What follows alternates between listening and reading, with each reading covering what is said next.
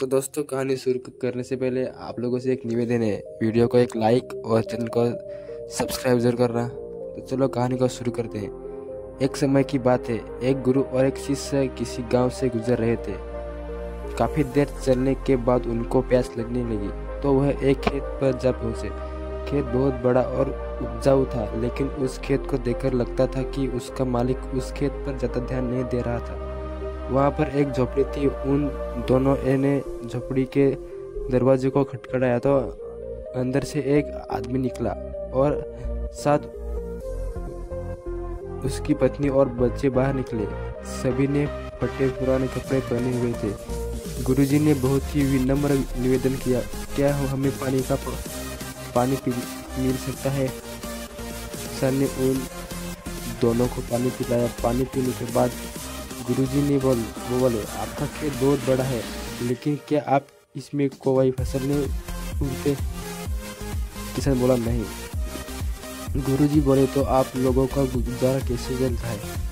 किसान बोला, गुरुजी, हमारे पास एक भैंस है जो बहुत सारा दूध देती है और उसमें से कुछ दूध बेचकर हम गुजारा कर लेते हैं और बाकी बचे दूध को हम सेवन कर लेते हैं। गुरुजी बोले, इतनी बड़ी जमीन को यूं ही व्यर्थ खाली छोड़ना, यह आपके आने वाली पीढ़ी के लिए बहुत ही खतरनाक साबित हो सकता है। खाली एक भैंस पर निर्भर होना आपके लिए ठीक नहीं है। लेकिन किसान बहुत ही आलसी था। उसने कहा कि हमें मेहनत करने की क्या जरूरत है? 15 किलो रोज दूध देने वाली भैंस हो, हमारा गुजारा ठीक हो जाता है। तभी गुरुजी बोले, लेकिन आपको मेहनत तो करनी चाहिए, समय का कोई पता नहीं होता। लेकिन गुरुजी की बातों को किसान ने महत्व नहीं दिया। अब शाम हो चुकी थी और देर भी काफी हो गई थी। गुरुजी ने शिष्य को कहा कि आज की रात हम लोग यही बिताएंगे और सुबह जल्दी ही यह कहकर गुरुजी ने उस परिवार से वहां रुकने के लिए अनुमति मांगी। एक बार जब किसान सहमत हो गया तो गुरुजी और शिष्य दोनों वहीं रुक गए।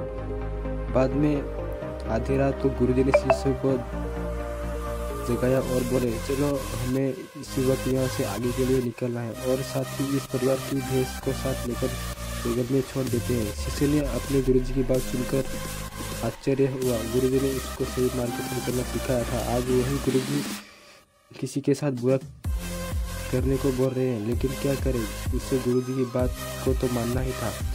फिर वह दोनों उस किसान की भैंस को लेकर जंगल की ओर चले लगे और भैंस को काफी दूर लेकर जंगल में ऐसी जगह छोड़ दिया जहां से उस भैंस का वापस आना नामुमकिन था। इस घटना के बाद शिष्य का मन बेचैन सा रहने लगा। लगभग 6 से 7 वर्ष बाद वह शिष्य में एक बड़ा गुरु बन गया था, लेकिन उनके मन में उस दिन गुरुजी के द्वारा की गई गलती अभी भी याद था। तो उसने सोचा क्यों न उस किसान से मिला जाए। तब तक तो वह बर्बाद हो चुका होगा कि आर्थिक करके उस दिन गुरुजी के द्वारा की गई गलती को सुधारा जा सके। शिष्य उस किसान की मदद करने के लिए निकल पड़ा और काफी देर चलने के बाद वह किसान के घर पहुंच गया। लेकिन वहां पर पहुंचकर वह बहुत ही ज्यादा आश्चर्यचकित हो गया। जो खेत खाली पड़ा रहा था वहां उसने बहुत ही हरियाली देखी। एक तरफ गेहूं की खेती तो दूसरी तरफ बड़े बड़े फलों के पेड़ लगे हुए थे और साथ ही एक अच्छा सा बड़ा घर बना हुआ था। यह सब देखकर शिष्य ने सोचा कि लगता है वह किसान और उसका परिवार उस भैंस के चले जाने के बाद सब कुछ बेचकर चले गए होगा। तब यह सब सोचकर वह शिष्य वहां से वापस जाने लगा। लेकिन अचानक उसने इस किसान को देखा जिसके घर में वह और गुरुजी रात को रुके थे। तभी शिष्य ने उस किसान से पूछा, अब आपका जीवन कैसा चल रहा है और अब आप क्या कमा कर? तो क्या आपने मुझे पहचाना? कई साल पहले एक रात को मैं और मेरे गुरुजी आपके घर रुके थे। तभी किसान मायूस होकर बोला, कहा कैसे भूल सकता हूँ उस रात को जब आप दोनों बिना बताए यहाँ से चले गए थे और साथ ही उस रात हमारे भैंस भी न जाने कहाँ चली गई थी और आज तक वापस नहीं आई। काफ़ी दिनों तक हम इसी बात को लेकर परेशान रहे कि आप घर का गुजारा कैसे चलेगा, और कई साल खाली बैठकर एक भैंस पर निर्भर रहकर हम सब बहुत ही ज़्यादा आलसी हो गए थे। लेकिन तभी मुझे तुम्हारे गुरुजी की बात याद आई। उन्होंने भी यही कहा था कि एक भैंस पर निर्भर रहना आपके लिए आने वाले समय पर भारी पड़ सकता है। लेकिन उस समय मैंने उनकी एक न सुनी। लेकिन भैंस के जाने के बाद फिर मैं जंगल से लकड़ियाँ काटकर बाजार में बेचना शुरू किया और धीरे धीरे पैसे बचाकर उन पैसों को अपने खेतों में लगाकर फिर धीरे धीरे मैं फलों के पेड़ लगाना शुरू किया। ऐसे करते करते फलों के पेड़ लगना शुरू कर दिया करते आज मैं गांव का बड़ा व्यापारी बन गया और मेरा जीवन बदल गया। आपके गुरुजी जी ने मुझे सही कहा था। अगर उस दिन मेरी भैंस नहीं गई होती तो शायद यह अब कुछ आज मेरे साथ नहीं होता और मेरा जीवन भी ना बदलता।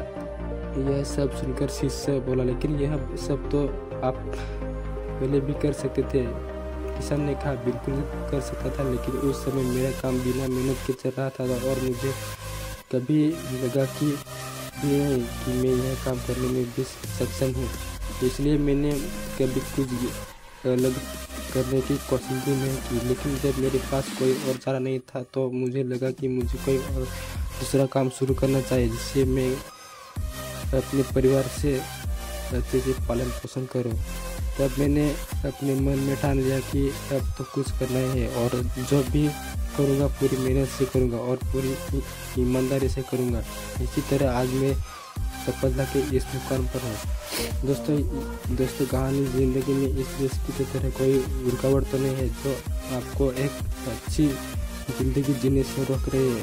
अगर आपको ऐसा लगता है तो आगे बढ़ने की हिम्मत करिए और कुछ अलग करके दुनिया को दिखाए, क्योंकि हर किसी इंसान में होता है हुनर, बस ज़रूरत है उस हुनर को बाहर निकालने की, उसे पहचानने की।